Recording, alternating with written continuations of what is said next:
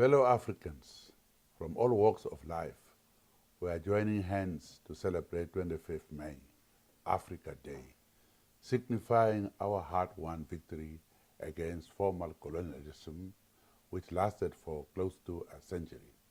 The rise of Africans against the brutality of imperialism and colonialism, inspired by revolutions in the South and elsewhere, Africans conscious that they had the right to determine their own destiny, pursued through different forms of resistance and armed struggle, the systematic dismembering of colonialism.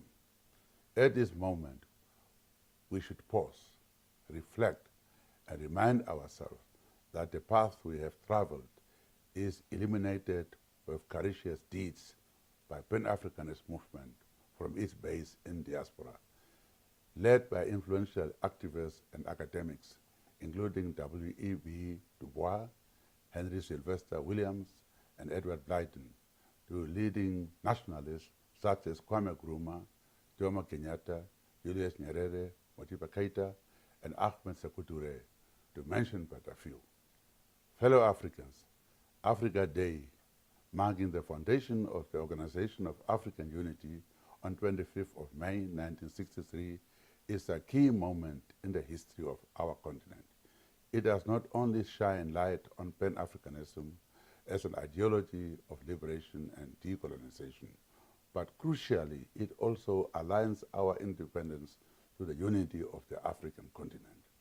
For Namibia, the work of the AU Liberation Committee and the solidarity of the African people were instrumental in securing our independence. It is why our future progress will remain intimately tied to the success of the African continent and its people. Africa is free. We are now in the second phase of our struggle, in which the noble ideal of shared economic prosperity for all is not secondary, but an indispensable condition for a sustainable African future. The work of the African Union through Agenda 2063, the Africa we want, remains important in ensuring that the majority of Africans have access to decent housing, health, education, and economic opportunity, to fight poverty, inequality, and marginalization, and to unlock opportunities for our shared prosperity, particularly for our young people and future generations.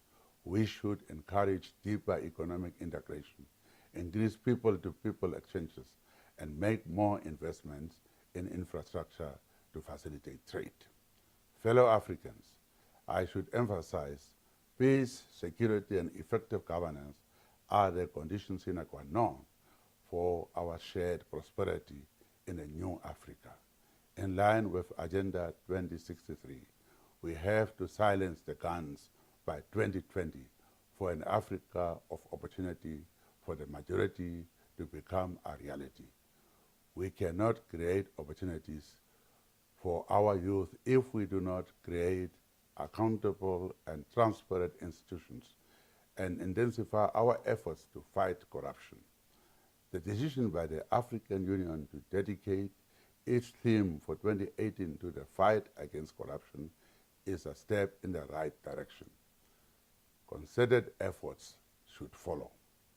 I have no doubt that with more determination and focused implementation of policy, our vision of a united and prosperous Africa will become a reality.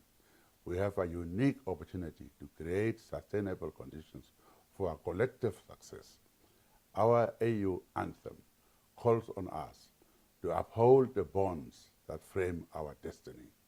The anthem also rallies us to give the best we have to Africa. On this Africa Day, we should reaffirm our commitment to work for a better Africa, a new Africa, and a different narrative for our continent. Long live Africa. Long live African unity and solidarity. I wish you a happy Africa Day.